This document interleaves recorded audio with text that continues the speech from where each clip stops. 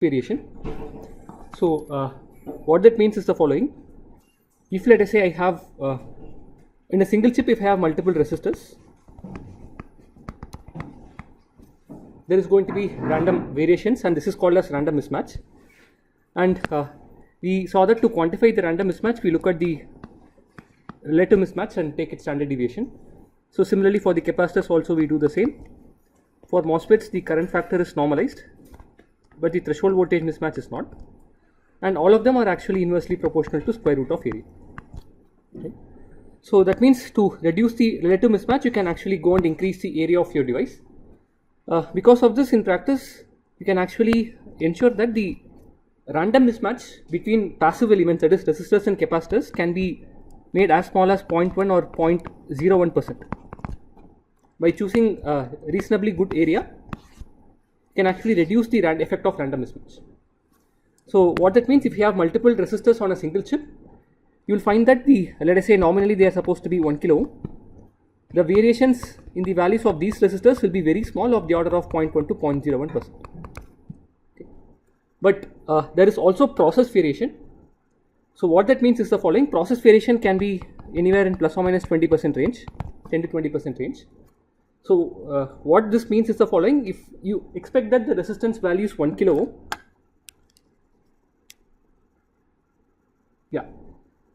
if you expect that the nominal value is 1 kilo ohm, on any chip you will not find that the value is 1 kilo ohm. It might vary anywhere between, let us say, 800 to 1.2 kilo ohms. But on a single chip, if I look at multiple resistors, their values will be very close to each other. They won't be 1 kilo ohm. Let us say this is 800 ohms, but this all these values will be 800 plus or minus whatever 0.1%. Right? The absolute value cannot guarantee. The mean value can vary in plus or minus 10 to 20% range. But if you choose sufficiently large area, you can ensure that the random mismatch is very small. So which means the individual resistance value, they will be very close to each other. Okay. And in the last class we saw how to analyze effect of mismatch in threshold and current factor. So threshold voltage variation, we simply model it by having a series voltage source like this, assuming that the transistors are matched. Similarly, current factor mismatch, we assume that an additional current source is added. That's about it, and this way you can actually analyze the effect of mismatch. Great. So now let's move on to the second non-ideality, which is noise.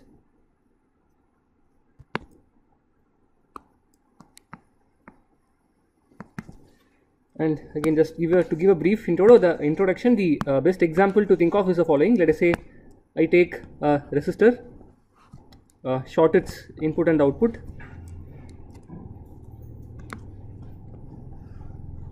and try to measure this current. What do you expect the current to be? Ideally it should be 0, but in practice it turns out it will show random fluctuations like this, okay, versus time, by the way. But what do you think might be the mean value of the resistors? I mean the average value of this current? 0. Why? Yeah, it is 0, but I mean, any logical reason as to why it should be 0? What if it's not 0? No, the idea is there is going to be random fluctuations, I'm saying. Okay, but the direction of current is equally proportional. It's okay. I mean, that's what. Why should that be the case? That means that it's 0 mean. Yeah. Gaussian. Why should it be 0 mean Gaussian? I mean, simple. If this was non-zero, all you need to do is take a bunch of resistors in your hand and you can solve world's energy problems, right? So resistors noise can give, like non-zero DC current. Just plug in, like bunch of resistors here and there, and you can, power all the things, right? Will be the next Elon Musk. But that's not the case. So it turns out the average is 0, and this random fluctuations happen because of thermodynamics. So as you might have learned, anything that is greater than 0 Kelvin, any temperature greater than 0 Kelvin, the charge carriers will have this thermal energy K times T, and because of this thermal energy, the charge carriers have random fluctuations, but on an average there is no net drift of the charge carriers. So the average current is 0, but instantaneous fluctuations will be there. So this is called as thermal noise because it's the origin is due to the thermal energy. So which means now if I have let us say 1 volt DC, and let us say it's 1 ohms. Now if I try to measure this current, what do you think might be the average of this current? 1 amps. So average will be 1 amps, but if you exactly measure it around this 1 amps, you will see, you know, random fluctuations like this. And best analogy to think for this is the following. I mean, let's say you have a sweet box kept on a table. You open the sweet box, all the flies and insects will be hovering randomly around it, but they will be randomly moving around this place, but there is no net movement. That is like, you know, this case. Now let us say you take the sweet box and move slowly on the table. Now along with, you know, like this random motion, the flies will try to follow it. That is like this case, where you have a net drift also, but along with this net movement, you also have random movement of the. That's the case. And again, this noise is random. So to deal with random things, what do we use for? I mean, what do we use? Yeah, some statistical measures. So you can use mean and mean squared values as the metrics. Remember, mean gives the average of the signal. What does mean squared value give you?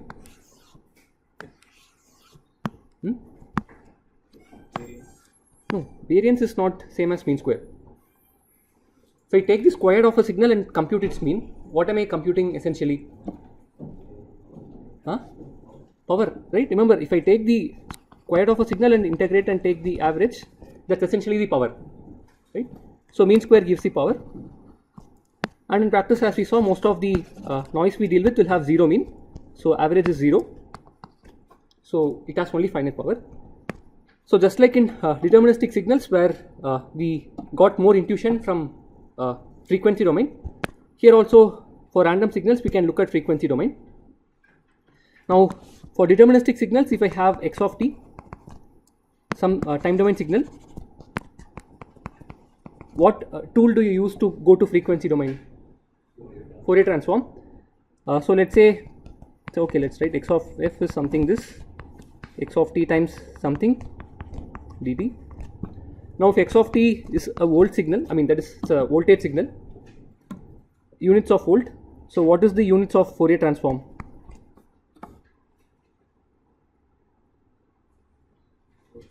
Volt second.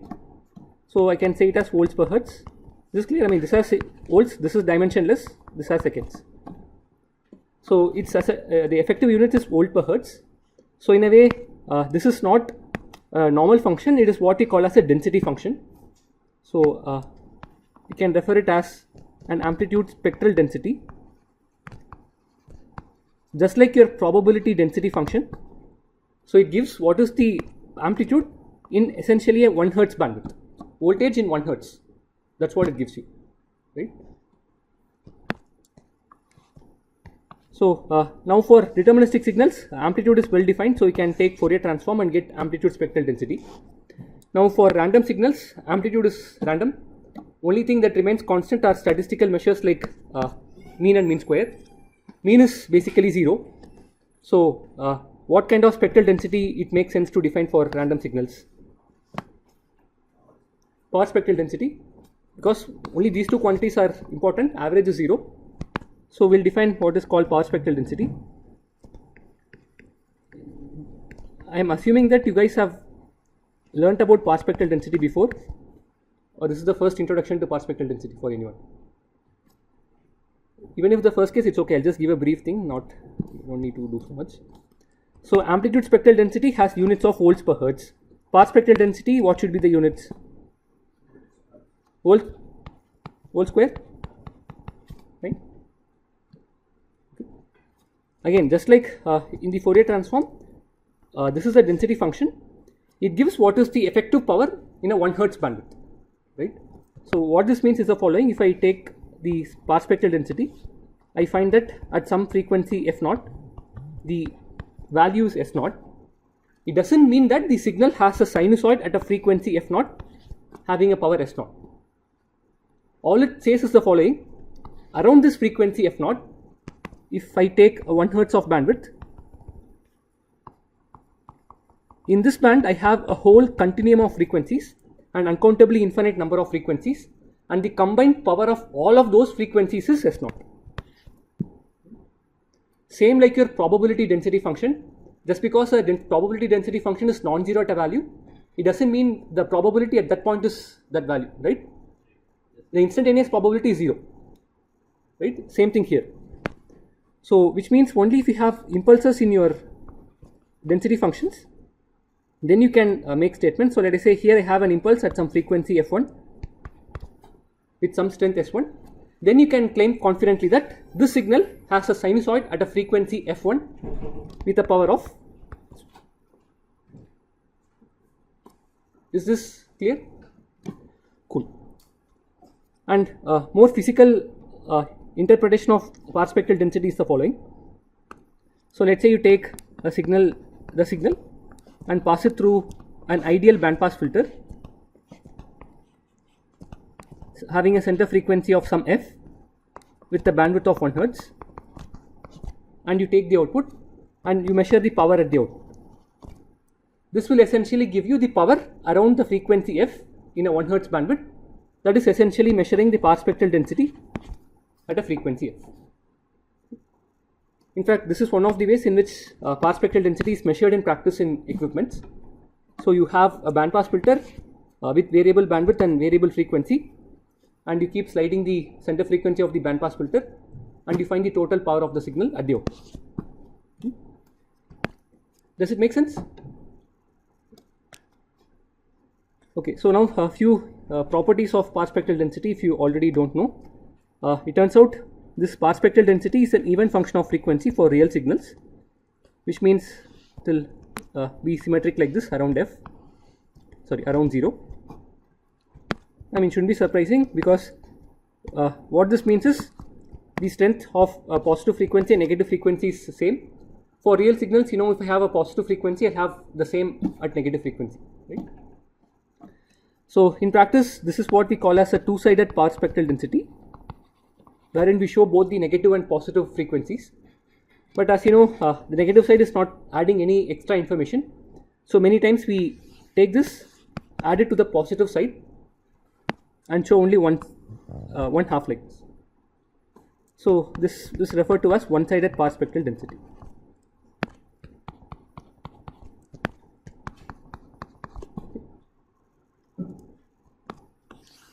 Okay. So the power of the entire band Power of this output, yeah. will be equal to del SF. Correct. But shouldn't it be integral of that 1 Hz band? No. Power spectral density by definition is power around a particular frequency in a 1 Hz bandwidth. It is volt square per Hertz, which means in a 1 Hz bandwidth, I measure the power of a signal that gives a power spectral density. Right? Does it make sense? Please think about it. It's volt square per Hertz. Power spectral density by definition is the power of a signal around some frequency in a 1 Hz bandwidth. So you take 1 Hz bandwidth around some frequency, measure the power, total power, that gives a power spectral density. So then we'll come to your question. So now you know that power spectral density at a frequency f is essentially the power around one frequency in 1 Hz bandwidth. Now if you want to measure the total power, that is the total power of the signal, I should be looking at what frequencies? All frequencies. So then how can I find the power from the power spectral density? I have to integrate the power spectral density from 0 to infinity. Make sense?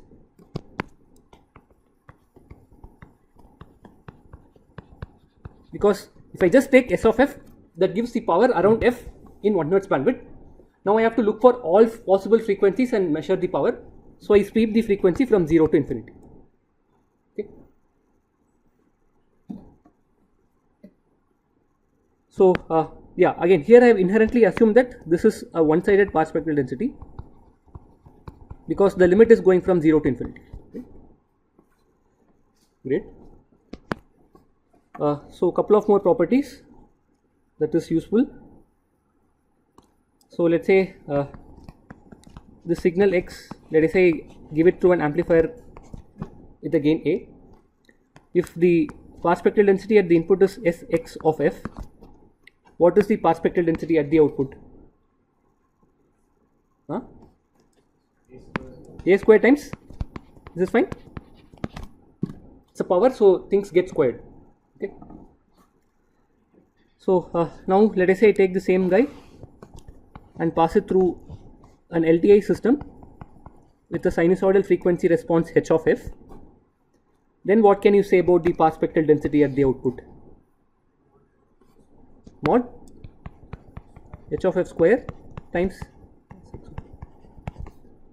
again remember in this case this is providing a constant gain across all frequencies, so it's directly the gain square times the input path spectral density. But this fellow imparts different gains for different sinusoidal frequencies. So I'm interested in the path spectral density at single frequency f. So I look at what is the gain that this filter gives me at the corresponding frequency f. But won't there be a phase difference? Doesn't matter. Power has, there is nothing with respect to phase, right? We are looking at power. That is, if I have a signal x of t, or let us say x of t minus some 100 seconds. If I look at the power of both of them, what do you think will be the power? Same, right? So that's why path spectral density, it's dealing with power, so phase has zero meaning there. But in Fourier transform, it is very important. Okay. Does it make sense? So now if I were to find the total power at the output here, what do? I'll integrate this from 0 to infinity. Okay.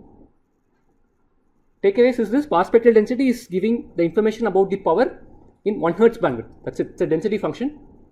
To find the total power, you integrate the path spectral density from 0 to infinity.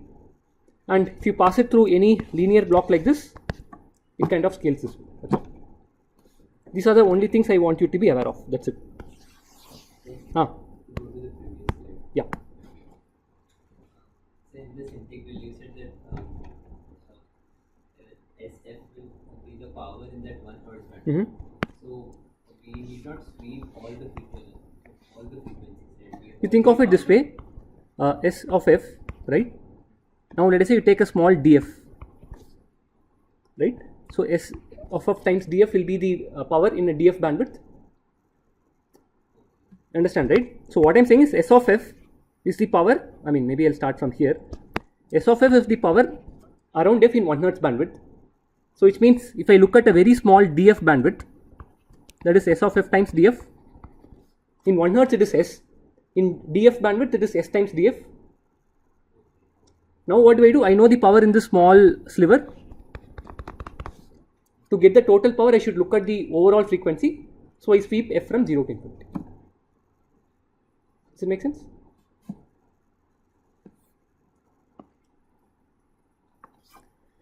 Okay, so now we know some things on basics of these things. So let's get back to noise. So let's say if you take a resistor, so as we saw, even if I try to measure the voltage across a resistor, in practice it's going to be non-zero because of thermal noise. And it turns out this noise as usual has zero mean. And if I look at its path spectral density, it's a constant. It's 4 kT times R. This is one-sided, where K is the Boltzmann constant. So value is 1.38 into 10 power minus 23.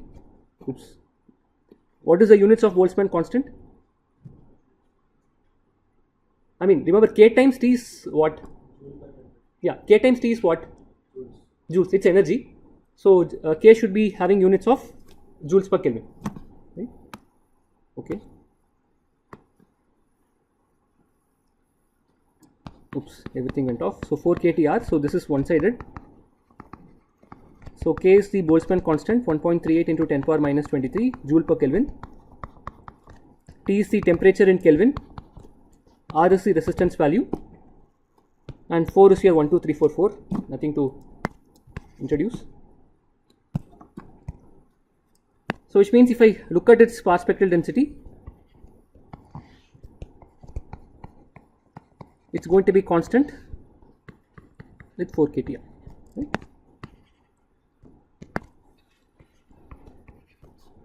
So if I try to find the total power in the signal, what will I do? I should integrate. If I integrate this, what do I get? infinity. Does it make sense that the resistor generates infinite noise power?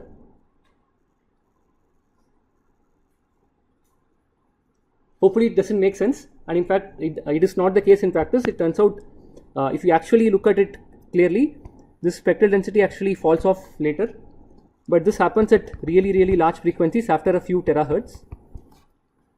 And this essentially happened because when this was first derived to be constant, people didn't know a lot about quantum mechanics, so they thought this black body is there, it emits infinite energy for all frequencies. But then Max Planck came and told, no, it's not that case. Energy is in discrete packets of blah blah blah. So if you take all those effects into account, you can actually show that it drops like this. But this happens at really large frequencies, so we don't consider it so much, because in practice, if you take a resistor, there will be some parasitic capacitors here and there, and these capacitors eventually will limit the bandwidth to a much lower frequency. So for all the operating range of frequencies that we are interested in, we treat it as a constant. Okay, great. So yeah, so now we know what is the property of resistor noise. So let's see how we analyze the effect of resistor noise in practice. So to make sure that the analysis is easy, we do the following modeling. What we do is the following: we take this resistor which generates noise. This is a noisy resistor.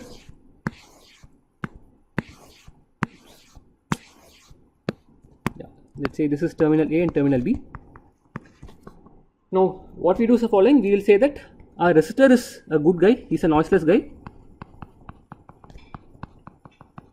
but the culprit is some hypothetical voltage source that is added in series with the resistor.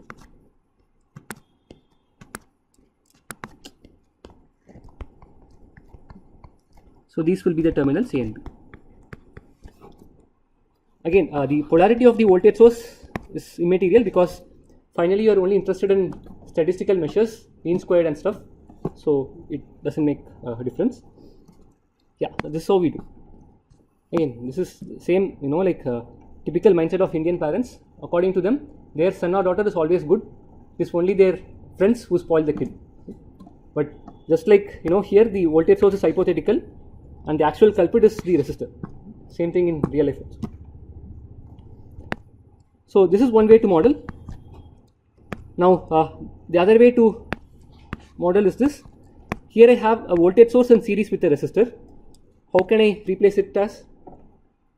How can I modify it? Yeah, same current source in parallel with the same resistor.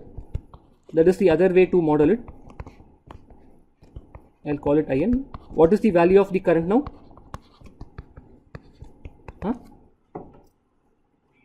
Vn by R. Okay. So if I look at the path spectral density of this current, how will it be? What will it be? 4 kT. Yeah, it is 4 kT R by R square. So it's 4 kT by R. So much ampere square per hertz. Yes, Vn of f is 4 kT R.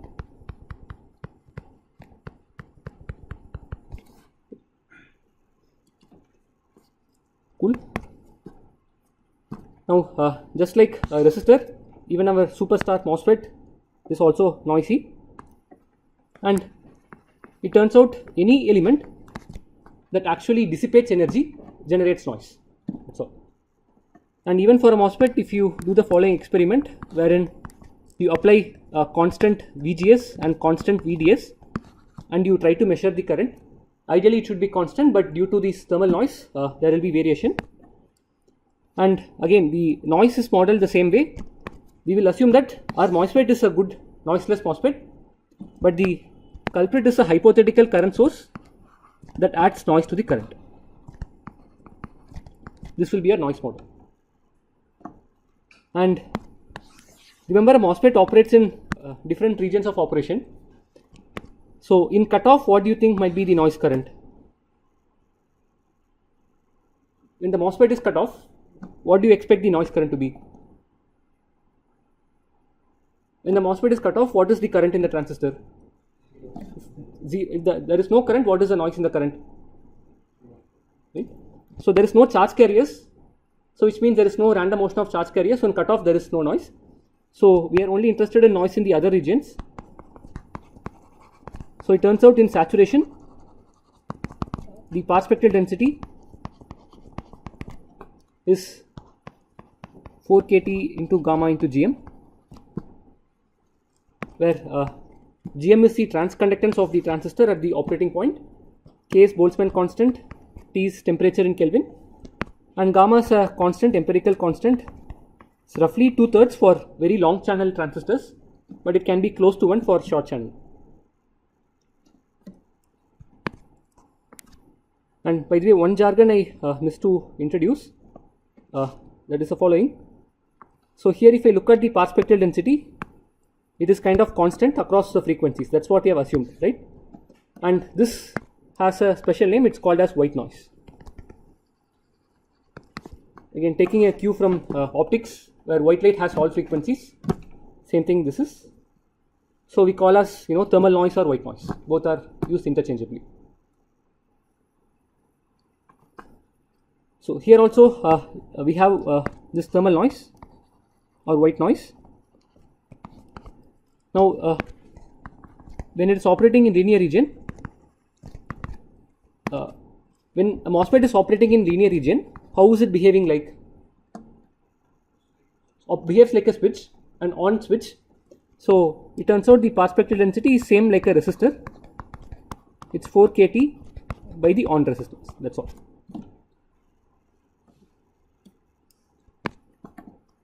So again, this is the noise for thermal noise model for MOSFET. Now it turns out, in addition to this thermal noise, in a MOSFET there is additional source of noise that's called as flicker noise. And this flicker noise arises because of, I would say, just imperfections in the manufacturing process. It is not something fundamental. It happens because there is some imperfections in the manufacturing process. And without going into a lot of details, I'll just give the final thing, that the path spectral density of flicker noise is inversely proportional to frequency. So this is also called as 1/f noise.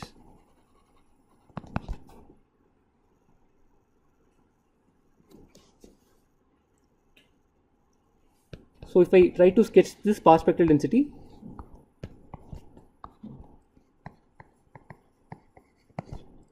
so let's say I sketch it in log scale. If I sketch it in log scale, how will this look like? 1/f,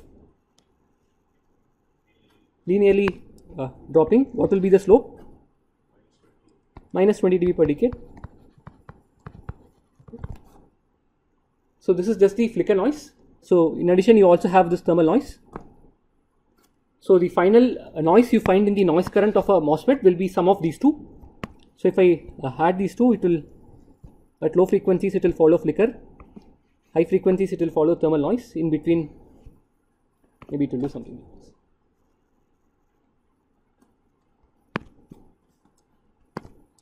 And this point where the flicker noise becomes equal to the thermal noise path spectral density, we call it as 1/f corner.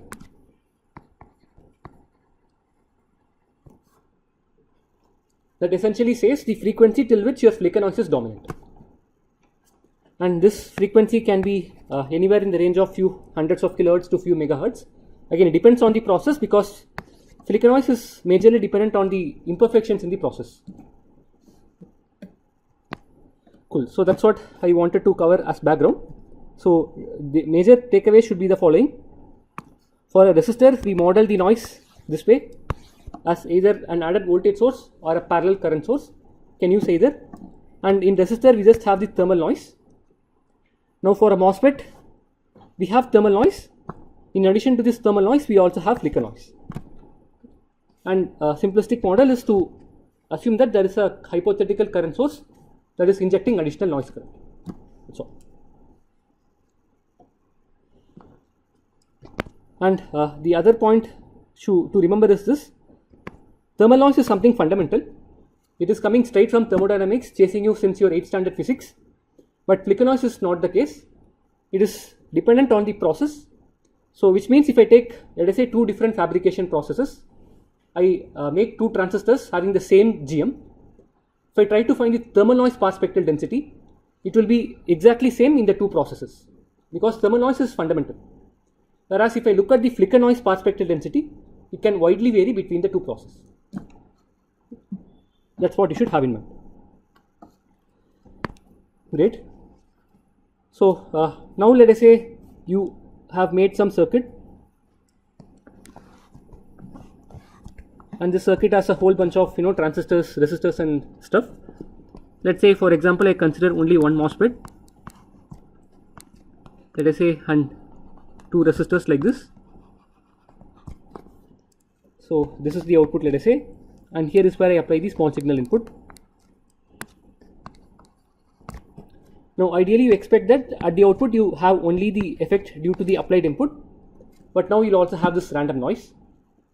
So again, for modeling the noise, I'll assume that for transistor it is some current IN, say IN1.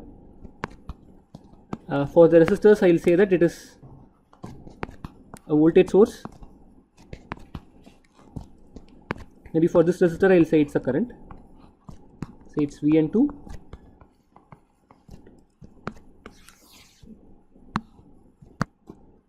So now, which means I have, I no longer have the input alone exciting the network.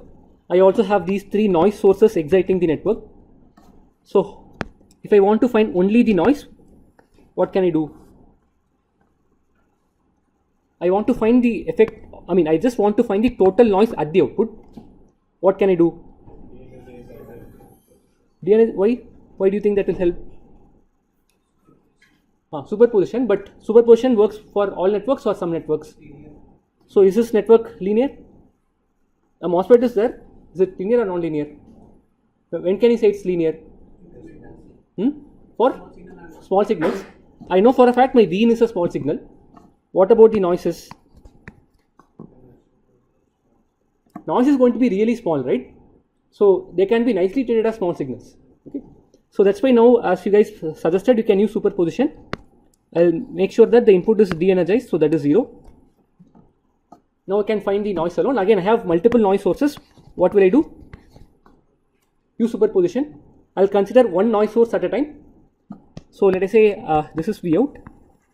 I want to find V out of f, let us say. Let us say the Fourier transform for simplicity. So let us say I want to find the effect due to IN1. I'll find the transfer function from this noise current to the output voltage. So let us say this is IN1 of f times the transfer function from this noise current to the output. Now here the output is voltage, input is current. So the transfer function will have units of what? Resistance or impedance. So this will be some Z1 of f. Next I'll consider the second source, let us say Vn2. So due to Vn2 it's going to be Vn2 of f times a transfer function, say H2 of f. Similarly In, this is let us say In3. In3 of f times some impedance Z3 of f. Again, here I have just used linearity, so let me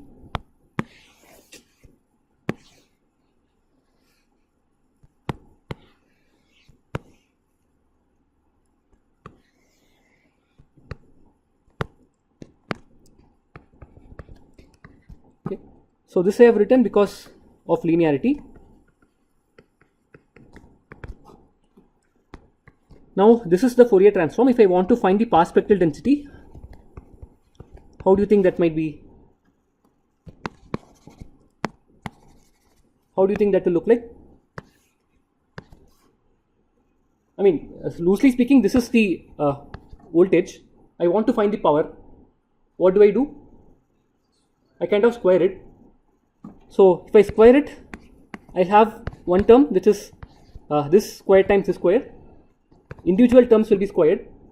So that will be the first three terms. Let us say S In1 of f, the path spectral density of the noise current In1 times magnitude squared of the corresponding transfer function. Okay, this what I am saying is you can treat it like this. I have In1 going through a transfer function Z1 That is essentially the first term, correct? Now if I know the pass spectral density of IN1, I can find the I out this way. Okay. For similarly, second term will be SVN2 of F times mod H2 square plus SIN3 of F times mod Z3 square. But these are noise parameters, right? Correct. We don't have control over them. We don't have control over them. Yes, we are just trying to.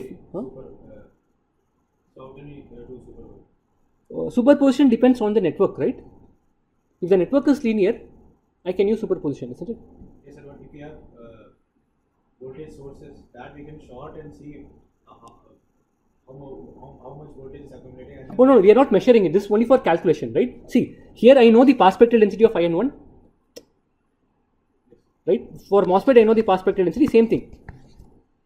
This is not something you are going to measure in practice, right? This is for calculation, right? I am trying to calculate what will be the total pass spectral density at the output, right? I know the pass spectral density of all these noise sources. I am trying to find what will be the effective pass spectral density at the output. Is it fine? So yeah, so here again, if I square it, I have written the three individual square terms. But remember, you also have this cross term, right? That is, you have this times this.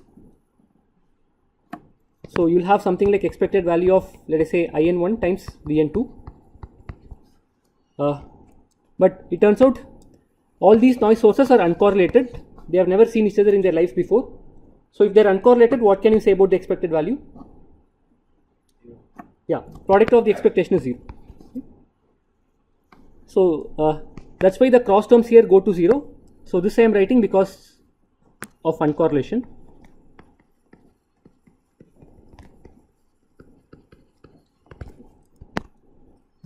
So which means if I have any linear network and if I have multiple noise sources like this, and if I am interested to find the noise pass spectral density, all I will do is the following.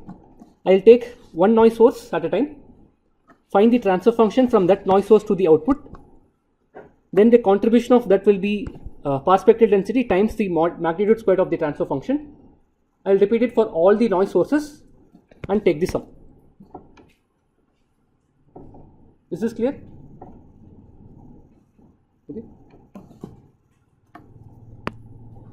Cool. So now let us say you have calculated the noise in the network. Let's say this is the network. This is a noisy network. So let us say you have calculated the output pass spectral density following the technique we saw now. Now in practice, let us say I want to model the effective noise generated in the network, right? Remember this network has a whole bunch of noisy elements, resistors and MOSFETs, and those are generating some noise, and I have calculated the effective noise at the output. Now if I want to model the overall noise in the network, following taking a cue from how we have been modeling noise and non-idealities, how do you think we'll be modeling the noise in the network? Let us say this is something that generates noise, right? I want to model the noise. What will I do? Yeah, for resistor, what did we do? The resistor was noisy, but for modeling the noise, what did we do? Yeah, we assume that resistor is noiseless and captured the noise using a voltage source or a current source. Same thing we'll try to do here. So,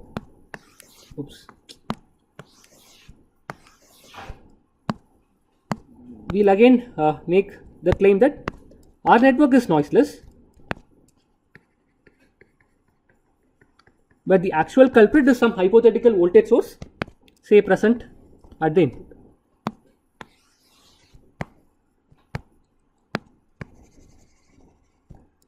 So let us say polarity doesn't matter, I'll call it VNN, and this is called as the input preferred noise.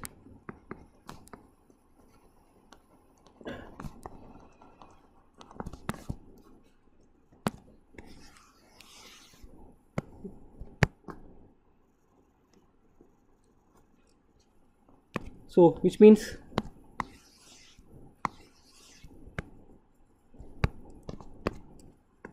this is your actual network.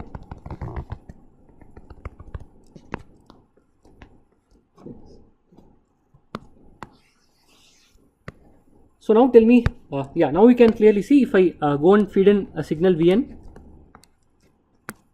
Let us say this is your small signal Vin. Here also we apply it. You see that now this input voltage is added to the noise. So at the output we have contribution both due to the input Vin and the noise. That's how we capture. But let us say now this input voltage source Vin has a series source resistance. So what I say is this, what I mean is this voltage source has a series source resistance Rs.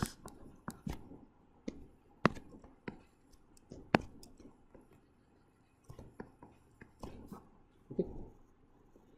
Now let's say I'm interested to find only the noise. What will I do to the input? I'll make it 0, so this becomes shorted.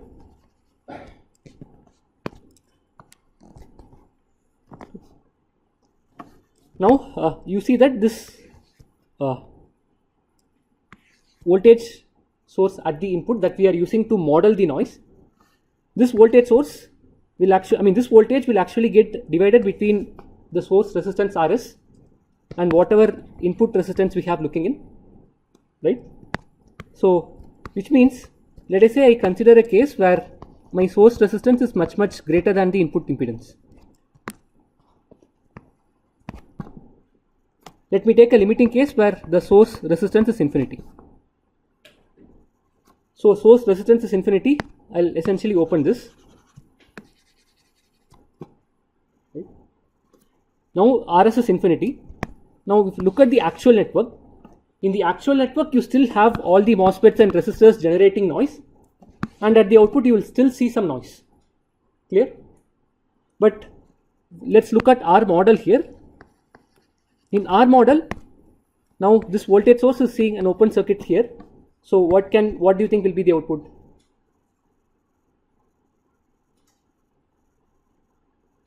If I apply Vn like this and open this, what will be the output? 0, right? So looks like this model says that the noise is actually 0, but that's not actually the case, because in the original network we still have noise. It is just that the model that we are using to model the noise is not adequate. It is not actually capturing the exact picture in the circuit. So which means this model is not sufficient. So we cannot just use a single voltage source and claim that that is going to model the noise in the network. This is fine. Again, this is because we do not know what is the source resistance the input signal will have. If it's very large compared to your input resistance, you see that the noise generated by this voltage source will be very small, and that's not the actual thing that's happening. So now to complete this model, it's clear that in addition to this voltage source we need to add something, and that something should behave in such a way that if my input resistance is very small or my source resistance is very large, that is, if the looking in resistance is much smaller, the element that we are going to put in should inject its full energy there. What kind of element can I put here that behaves this way? Can put a current source, because if I put a voltage source we have the same problem. So in addition to this voltage source, in practice we also need to have a current source. I'll call it as IN, input referred noise current.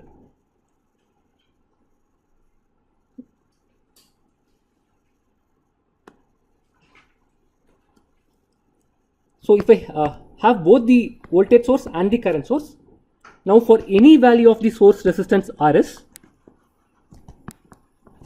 I will be able to properly capture the total noise in my network.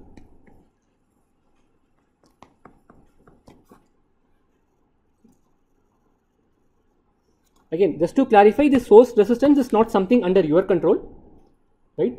So which means to make sure that you are able to model the noise in the network for any value of the source resistance, in addition to this voltage source, you also need to include an input referred noise current.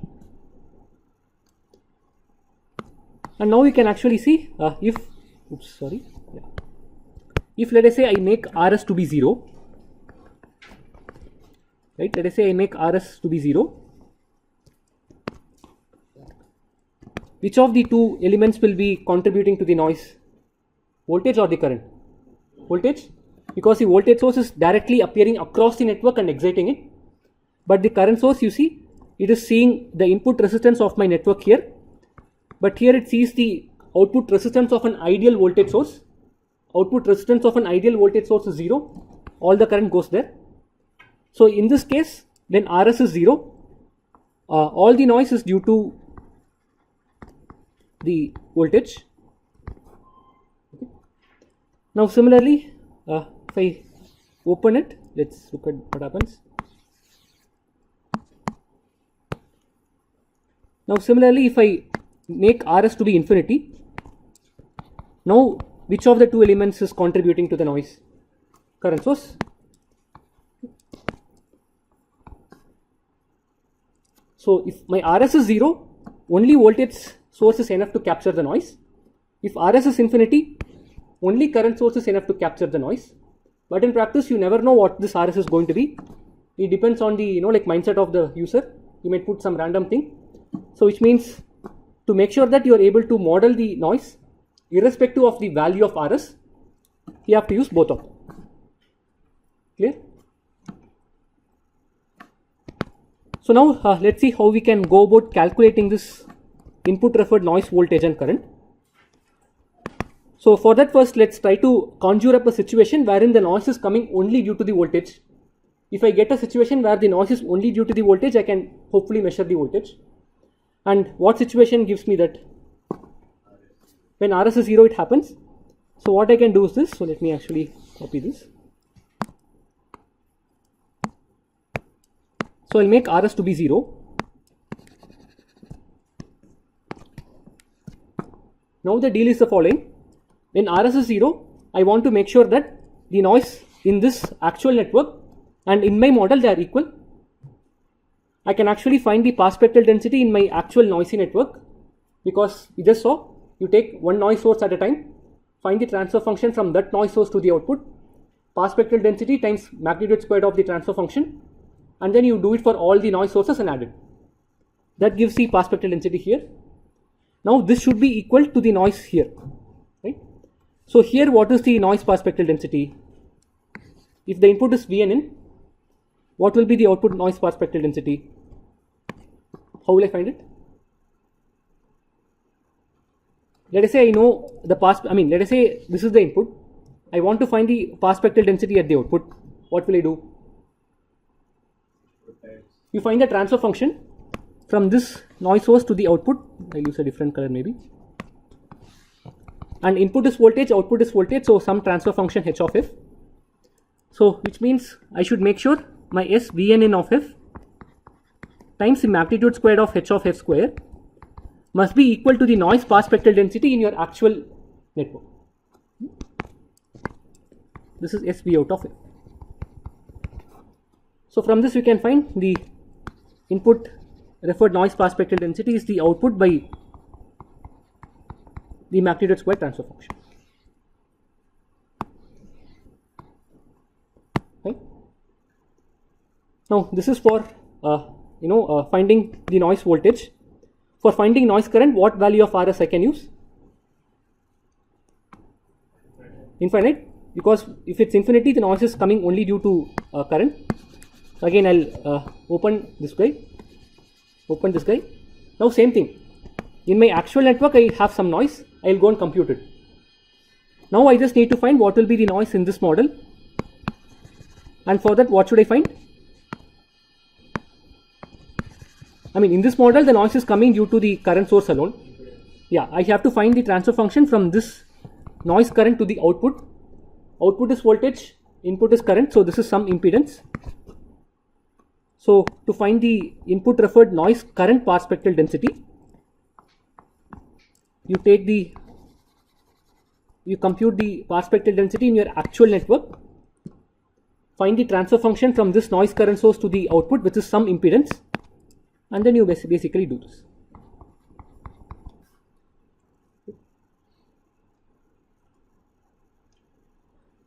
Now just one last point I'll make and wrap up. See here, it is not necessary that you have to find the open circuit output voltage. So instead of finding the open circuit output voltage, what do you think I can find? Open circuit voltage, what is the dual? Short circuit current. You can actually do that also. So what that means is the following. Let me just write it and wrap up.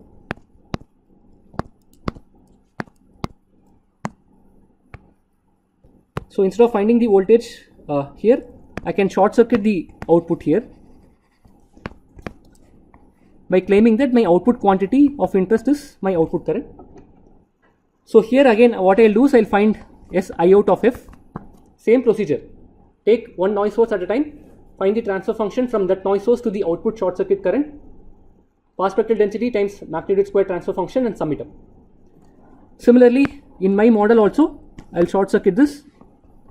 Now I'll find the transfer function from the voltage to the current. That will be some impedance.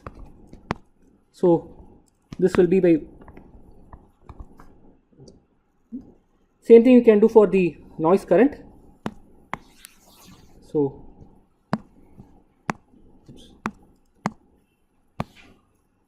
So here also, instead of finding the output open circuit voltage, you can short circuit the output, find S I out of F.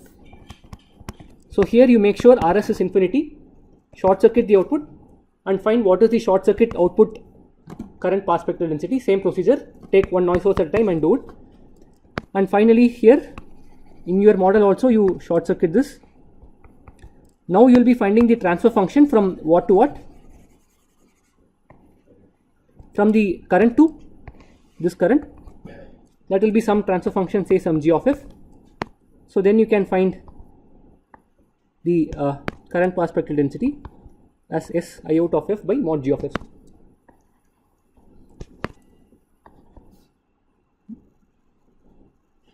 So the takeaway should be this: for any linear two-port network, to model the noise, you actually need to have both the input referred noise voltage and the noise current, because in practice you do not know what will be the source resistance with which you will be exciting your network. And if RS is 0, only the voltage source is enough. If RS is infinity, only current source is enough. But in practice, since we do not know the information on RS, we have to have both. And for finding Vn and In, we take up the individual case. We assume that RS is 0, find the noise in your actual network, and then find the transfer function from this voltage source to the output, and then take the ratio, or you can do it with current. Similarly, for finding the input referred noise current, you make RS to be infinity and repeat the same thing. So in the next class we look at a couple of examples, then it will become very apparent. But yeah, let's stop.